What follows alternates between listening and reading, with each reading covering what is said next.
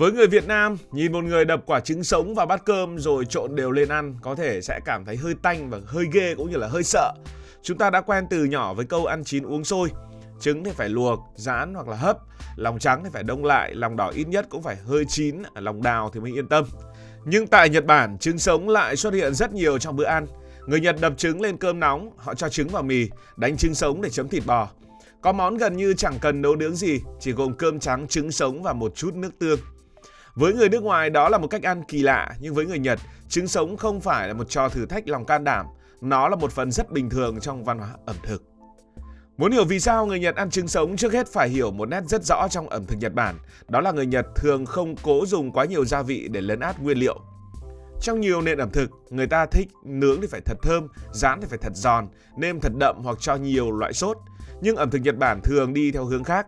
Họ muốn người ăn cảm nhận được hương vị thật của thịt, của cá, của rau, của cơm, của trứng. Cá tươi được cắt thành sashimi, đậu phụ được ăn với một chút nước tương, rau theo mùa được luộc hoặc hấp nhẹ. Nước dùng không quá đậm nhưng tạo ra vị ngọt tự nhiên và mùi thơm thanh thoát. Trứng sống cũng nằm trong suy nghĩ ấy của ẩm thực Nhật Bản. Cái này chắc là ngược lại với ẩm thực Ấn Độ.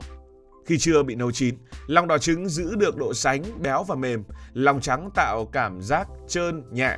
Khi trộn với cơm nóng, trứng phủ đều lên từng hạt cơm, làm cơm mềm hơn, bóng hơn và dễ ăn hơn. Người Nhật không nhất thiết cho rằng nguyên liệu phải được biến đổi thật nhiều mới trở nên ngon. Đôi khi, cách thưởng thức tốt nhất lại là can thiệp càng ít thì càng tốt. Tất nhiên, điều đó chỉ đúng khi nguyên liệu đủ tươi và đủ an toàn. Vì thế, văn hóa ăn sống của người Nhật luôn đi cùng với sự coi trọng độ tươi, vệ sinh và nguồn gốc thực phẩm. Món ăn nổi tiếng nhất sử dụng trứng sống tại Nhật Bản đó là Tamago Kake Gohan. Tên món ăn nghe rất cầu kỳ nhưng cách làm lại đơn giản đến mức gần như ai cũng có thể tự chuẩn bị và tự làm được. Người ta xới cơm trắng còn nóng vào bát, sau đó đập một quả trứng sống lên trên, thêm một ít nước tương rồi trộn đều. Chỉ vậy thôi, không bếp, không chảo, không đợi, chỉ một bát cơm nóng, một quả trứng và vài giọt nước tương là đã trở thành một bữa cơm. Món này có vị béo nhẹ của trứng, vị mặn thơm của nước tương và vị ngọt tự nhiên của cơm Nhật. Khi trộn đều, lòng đỏ làm cơm trở nên sánh và mượt, hơi nóng từ cơm khiến trứng ấm lên nhưng không chín hoàn toàn. Với nhiều người Nhật, đây là một trong những món ăn gợi nhớ gia đình. Nó giống như cháo trắng, cơm rang hay là mì gói đối với nhiều người Việt Nam. Không phải sang trọng gì, cũng chẳng cần nhà hàng nổi tiếng, nhưng lại ăn vào thì thấy rất thân thuộc. Trẻ con có thể ăn vào buổi sáng trước khi đi học, người lớn ăn khi vội đi làm và sinh viên ăn khi muốn tiết kiệm. Người già ăn vì món này mềm và dễ nuốt.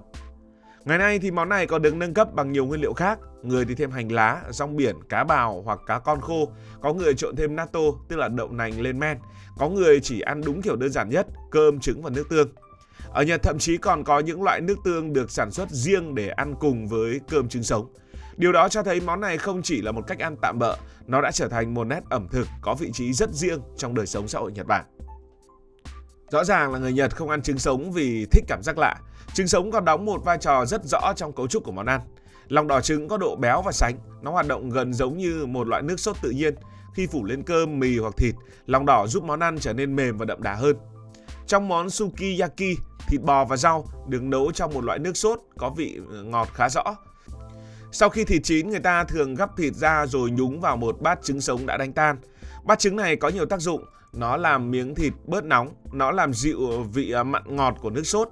Nó còn tạo thêm một lớp béo mềm bao quanh miếng thịt. Với người chưa quen, nhìn thịt bò nóng nhúng vào trứng sống có thể thấy hơi khó ăn.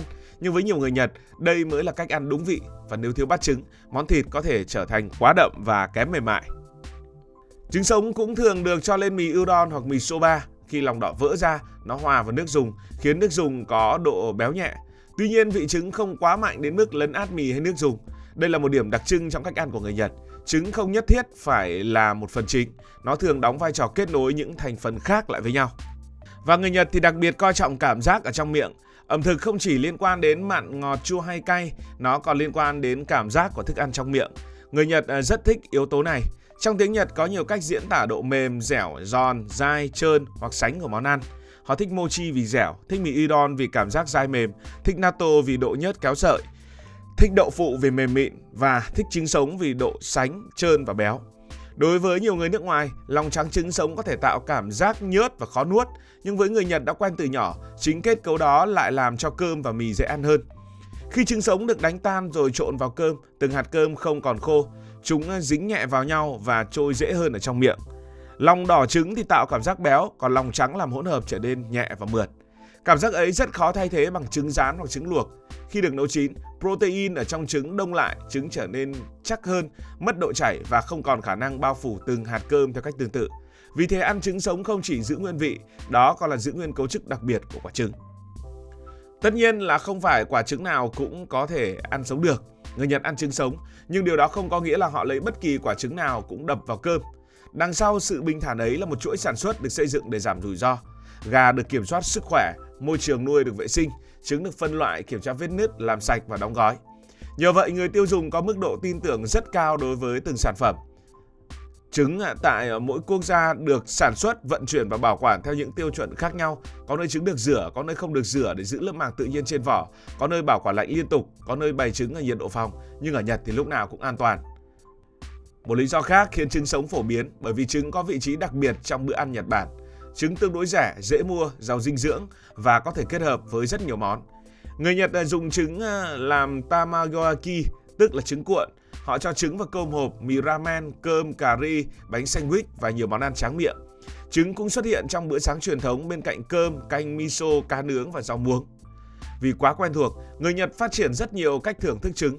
Có loại trứng luộc, có loại lòng đào, có loại trứng cuộn, có loại hấp, có loại trần. Tất nhiên, trứng sống ở đây vẫn giữ một vai trò đặc biệt.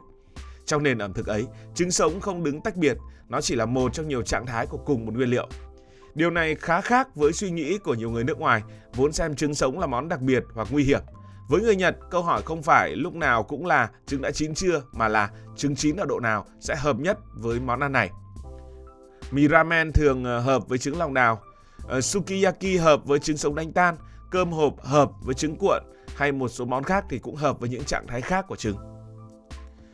Nhưng vì sao nhiều người nước ngoài vẫn khó ăn? Dù trứng sống quen thuộc tại Nhật, không phải người nước ngoài nào cũng thích. Rào cản đầu tiên là tâm lý. Người ta đã quen coi thực phẩm sống là nguy hiểm. Chỉ cần nhìn lòng trắng là đã hơi ghê. Não bộ bắt đầu phát đi cảnh giác, cái này không tốt đâu. Rào cản thứ hai đó là kết cấu. Thì cái phần lòng trắng của trứng sống nó trơn và dai nhẹ. Với người không quen, nó có thể tạo cảm giác khó nuốt. Một số người thích lòng đỏ nhưng lại không chịu được lòng trắng. Rào cản thứ ba là mùi. Trứng tươi thường không quá tanh, nhưng những người nhạy cảm vẫn có thể nhận ra mùi đặc trưng. Bởi vậy người mới thử thường bắt đầu bằng những cái món trứng lòng đào chẳng hạn. Những loại này vẫn giữ được độ béo và sánh, nhưng lòng trắng đã đông nhẹ nên dễ ăn hơn. Cũng có những người thì không dùng lòng trắng mà chỉ dùng lòng đỏ sống, và lòng đỏ được đặt lên cơm, thịt bò hoặc mì, sau đó chọc vỡ và trộn đều. Cách ăn này béo hơn, đậm hơn và ít gây cảm giác nhớt. Dù sao thì ẩm thực là thói quen. Không thích trứng sống không có nghĩa là không hiểu văn hóa Nhật Bản. Ngược lại, người Nhật cũng có thể khó làm quen với tiết canh, mắm tôm hay trứng vịt lộn của Việt Nam. Mỗi nền văn hóa đều có những món khiến người nước ngoài phải lấy hết cam đảm mới dám thử. Cảm ơn vì dành sự quan tâm, và nếu cảm thấy thú vị, bạn có thể nhấn nút đăng ký kênh, bật chuông thông báo và chia sẻ. Còn bây giờ thì xin được nói lời chào tạm biệt.